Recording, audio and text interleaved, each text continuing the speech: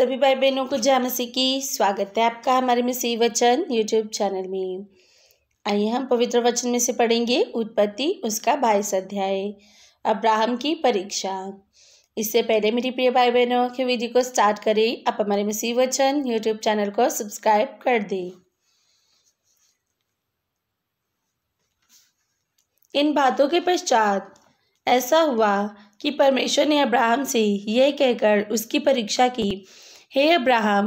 उसने कहा, देख मैं यहाँ हूँ। उसने कहा, अपने पुत्र को अर्थात अपने इकलौते पुत्र इसहाक को, जिससे तू प्रेम रखता है, संग लेकर मोरिया देश में चला जा और वहाँ उसको एक पहाड़ के ऊपर, जो मैं तुझे बताऊंगा, होम बलि करके चढ़ा।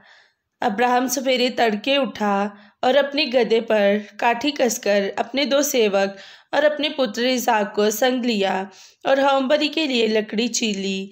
तब निकलकर उस स्थान की ओर चला जिसकी चर्चा परमेश्वर ने उससे की थी।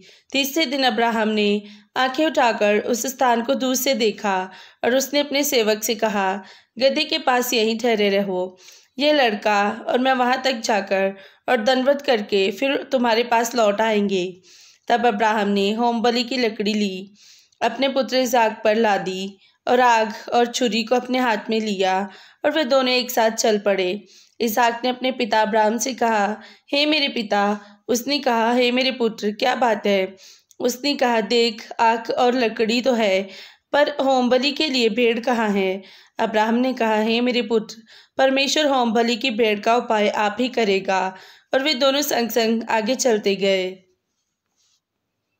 जब वे उस स्थान को जिसे परमेश्वर ने उसको बताया था पहुंचे, तब अब्राहम ने वहां वेदी बनाकर लकड़ी को चुन चुन कर रखा और अपने पुत्र इसहाक को बांधकर वेदी पर की लकड़ी के ऊपर रख दिया। फिर अब्राहम ने हाथ बढ़ाकर छुरी को ले लिया कि अपने पुत्र को बलि करे। तब यहोवा के दूत ने स्वर्ग से उसको पुकार के कहा, हे अब्राहम, हे अब्राहम। उसने कहा, देख मैं यहाँ हूँ। उसने कहा, उस लड़के पर हाथ मत बढ़ा और ना उससे कुछ कर, क्योंकि तूने जो मुझसे अपने पुत्रवन अपने इकलौते पुत्र को भी नहीं रख छोड़ा। इससे मैं अब जान गया कि तू परमेश्वर का भय मानता है। अब अब्राहम ने आंखें उठाई और क्या देखा कि उसके पीछे एक मेढ़ा अपने सींगों से एक झाड़ी में फंसा हुआ है। तब अब्राहम ने जाके उस मेढ़ को लिया और अपने पुत्र के स्थान पर उसे होमबलि करके चढ़ाया।